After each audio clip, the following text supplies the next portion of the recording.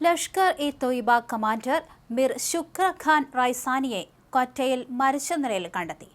കൊടും ഭീകരൻ ഹാഫിസ് സയ്യിദിന്റെയും നവാബ് സറഫുള്ളയുടെയും അടുത്ത അനുയായിയാണ് റൈസാനി. അതീവ ഗുരുതര സാഹചര്യത്തിലാണ് മൃതദേഹം കണ്ടെത്തിയത്.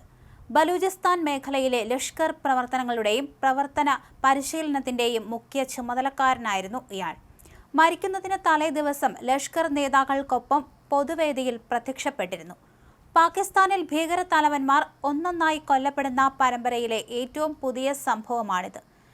ഇന്ത്യക്കെതിരായ നിരവധി ഭീകര നീക്കങ്ങളിൽ റൈസാനിക്ക് പങ്കുണ്ടെന്ന് രഹസ്യാന്വേഷണ ഏജൻസികൾ കണ്ടെത്തിയിരുന്നു.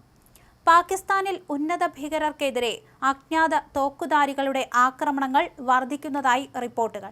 ലഷ്കർ-ഇ-തൊയ്ബ ഉൾപ്പെടെയുള്ള ഭീകര സംഘടനകളിലെ അംഗങ്ങൾ പാകിസ്ഥാനിൽ സുരക്ഷിതരല്ലെന്ന ഭീതിയിലാണ്. ലാഹോർ, കറാച്ചി, ഖൈബർ പത്തൂൺഖ തുടങ്ങിയ സ്ഥലങ്ങളിലാണ് ഇത്തരം അജ്ഞാത അക്രമികൾ പ്രധാനമായും ഭീകരരെ ലക്ഷ്യമിടുന്നത്.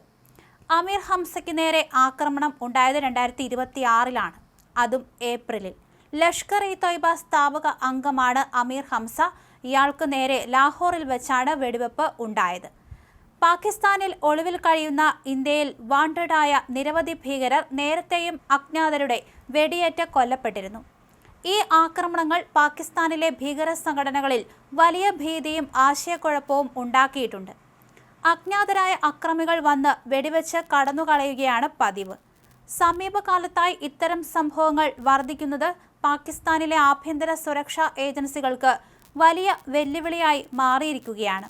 അതേസമയം പാകിസ്ഥാനിലെ ഖൈബർ പത്തൂൺഖയിലെ പോലീസ് പോസ്റ്റിൽ ചാവേർ സ്ഫോടനവും തുടർന്ന് ഭീകരാക്രമണവും ഉണ്ടായി. കുറഞ്ഞത് 15 സുരക്ഷാ ഉദ്യോഗസ്ഥർ കൊല്ലപ്പെടുകയും നിരവധി പേർക്ക് പരിക്ക് പറ്റുകയും ചെയ്തതായി പോലീസ് അറിയിച്ചു. വടക്കു പടിഞ്ഞാറൻ ജില്ലയായ ബന്നുവിലാണ് സംഭവമുണ്ടായത്. സ്ഫോടക വസ്തുക്കൾ നിറച്ച വാഹനം പോലീസ് പോസ്റ്റിലേക്ക് അടുക്കുന്നത് കണ്ട സുരക്ഷാ സേന വെടിയുതിർത്തു. ഇതേ തുടർന്ന് വാഹനം പൊട്ടിത്തെറിക്കുകയായിരുന്നു. സ്ഫോടനത്തിന്റെ ആഘാതത്തിൽ പരിസരത്തെ നിരവധി വീടുകളുടെ മേൽക്കൂരകൾ തകർന്നു വീണു. പോലീസ് പോസ്റ്റ് കെട്ടിടം നിലം പൊത്തുകയും ഒന്നിലധികം സുരക്ഷാ ഉദ്യോഗസ്ഥർ അവശിഷ്ടങ്ങൾക്കിടയിൽ കുടുങ്ങുകയും ചെയ്തു. സ്ഫോടനത്തിനു പിന്നാലെ ഭീകരർ ഒരു വലിയ സംഘമായി ആ പോലീസ് പോസ്റ്റ് ലക്ഷ്യം വെച്ച് ആക്രമണം നടത്തി. ഇരുഭാഗങ്ങൾക്കുമിടയിൽ ശക്തമായ വെടിവെപ്പ് ഉണ്ടായി. എത്ര ഭീകരർ കൊല്ലപ്പെട്ടു അല്ലെങ്കിൽ ആരെങ്കിലും പിടിക്കപ്പെട്ടോ എന്നതിൽ ഇതുവരെ വ്യക്തത വന്നിട്ടില്ല. എന്തായാലും തുടർച്ചയായുണ്ടാകുന്ന ഭീകരരുടെ മരണത്തിൽ ഞെട്ടിയിരിക്കുകയാണ് പാകിസ്ഥാൻ.